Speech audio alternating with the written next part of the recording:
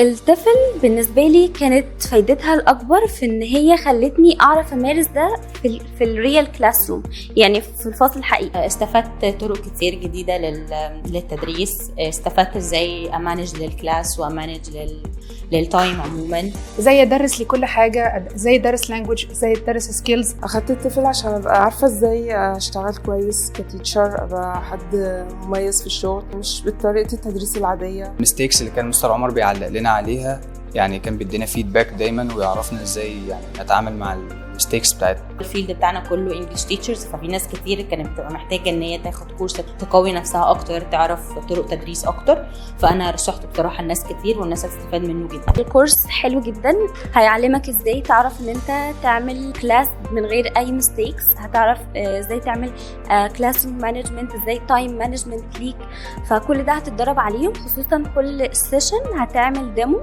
فده هيبقى مفيد جدا جدا ليك، خصوصا لو انت ما عندكش اي اكسبيرينس في التيتشنج عموما. انا ارشح الكورس ده جدا بصراحه، كان جميل جدا وكان يعني استفدت منه كتير، وانصح اي حد اللي هو في مجال التدريس ان يعني يقدم على الكورس ده. انا فعلا برشح اي حد سواء تيتشر او عايز يدخل المجال ده يبتدي بالخطوه دي. الخطوه دي مهمه جدا. بشكر كونسبت كتير على الكورس.